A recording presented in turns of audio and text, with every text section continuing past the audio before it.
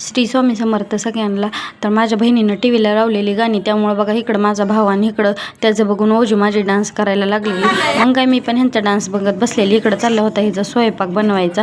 आणि हे बघा बारकं बाळ आमचं खातंय लॉलीपॉप. आणि जसं व्हिडिओ करायला लागली तसं तोंडावर हात ठेवायला लागली माझी बहिणीचं एक चुलत.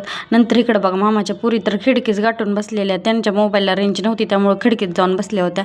नंतर काय ह्यांची नुसती बोटं रंगवायची कामं चालली होती. म्हणलं माझी पण द्या रंगवून. आणि नंतर काय मग मामाच्या चुलत मामाच्या एका बड्डे होता पोराचा. मग बड्डेलाच आम्ही गेलो होतो. तर बघा फुगं कुठं लावले तीन बड्डे कुठं आहे. मागं फुगं लावली असती तर दिसली तर असते. आता वरती फुगं लावली ती ताराला. नंतर काय मग काय केक हे खाल्ला. तेवढ्यात तर परीचं पण पप्पा आलं. बड्डे झाल्यानंतर नेमकं केक खायच्या टायमिंगला तर पप्पा आल्या म्हणून पुरी बघा लगेचच जाऊन त्यांच्याकडे बसले त्या. सकाळ आम्ही जाणार होतो त्यामुळे त्यांनी मला न्यायला आलं होतं.